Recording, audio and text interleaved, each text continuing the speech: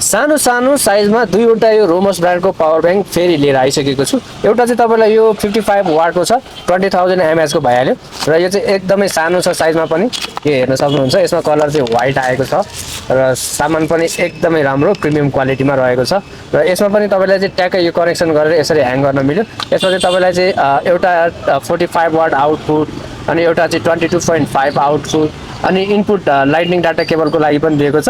अनि यो चाहिँ इनपुट आउटपुट दुइटैको लागि यो टाइप सी दिएको छ भने यो चाहिँ ह्याङ्गर गर्न पनि मिल्छ र इनपुट आउटपुट दुइटै युज गर्न पनि मिल्ने छ। यसमा चाहिँ तपाईँले चाहिँ टोटल गरेर एउटा दुईटा तीनटा आउटपुट दिएको छ भने अनि दुईटा इनपुट दिएको छ र यसको लागि डाटा केबल पनि एकदमै राम्रो प्रिमियम क्वालिटीको दिएको छ। अर्को भन्नुहुन्छ भने यो वायरलेस पावर ब्याङ्क आएको छ, साइजमा एकदमै सानो छ भने एकदमै प्रिमियम क्वालिटीमा फेरि एउटा नयाँ स्टक आइसकेको छ जुन चाहिँ तपाईँहरूले हेर्न सक्नुहुन्छ। यसमा चाहिँ तपाईँहरूलाई चाहिँ यसमा 15 वाट वायरलेस आउटपुट दिएको छ, 30 वाट चाहिँ यो डेटा केबलबाट चार्ज गर्न मिल्ने दिएको छ र यो चाहिँ स्मार्ट वाच पनि चार्ज गर्न मिल्छ भने मोबाइल पनि दुइटै चार्ज गर्न मिल्छ।